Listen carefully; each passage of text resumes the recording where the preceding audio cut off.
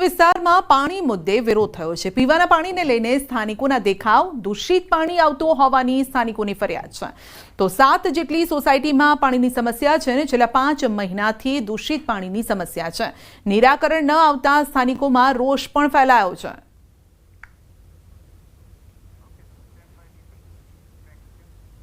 સુરતના કઠોદરાની સરકારી શાળામાં શિક્ષકની બદલી થતા બબાલ થઈ છે। વિદ્યાર્થી અને વાલીઓએ રસ્તા પર ઉતરી ચક્કાજામ કર્યો। તો ગાઢ કૌભાંડ બાદ શિક્ષકની બદલી કરાતા રોષ છે। કલ્પેશ સરની બદલી થતા રોષ ભભૂકી ઉઠ્યો છે। 1 કલાકથી ચક્કાજામ વિરોધ નોંધાવ્યો। વિદ્યાર્થી અને વાલીઓ છે તે પણ રસ્તા પર તેઓ ઉતર્યા હતા, રસ્તા પર સૂઈ ગયા।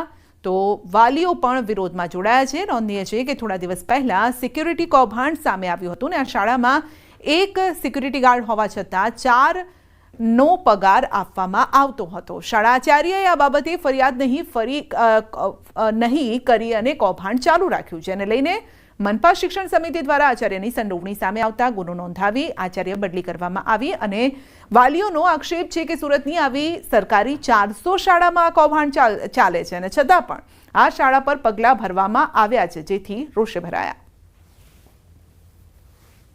જો સારા એક તો શિક્ષક ઓછા છે ને સારા શિક્ષક હોય એની બદલી કરી નાખે છે, તો છોકરાઓનું ભવિષ્ય શું? વારા ઘણે આ વિરોધી પાર્ટી વાળા આવીને આમ થાય તેમ થાય, એનો જે કાંઈ પ્રોબ્લેમ હોય એ બહાર સોલ્વ કરે। અહીંયા છોકરાનું ભવિષ્ય શું કામ બગાડે છે? અમારું કહેવાનું એવું છે ને જે અમારા શિક્ષક જોઈ જે સારા છે, છોકરાઓને ભણાવે છે ને અત્યારે આ બધું શું તો ભવિષ્ય કોનું બગડે છે? જો સુરતમાં કોર્પોરેશનમાં 400 સ્કૂલો છે, 400 સ્કૂલમાં સિક્યુરિટીનો આ પ્રોબ્લેમ છે।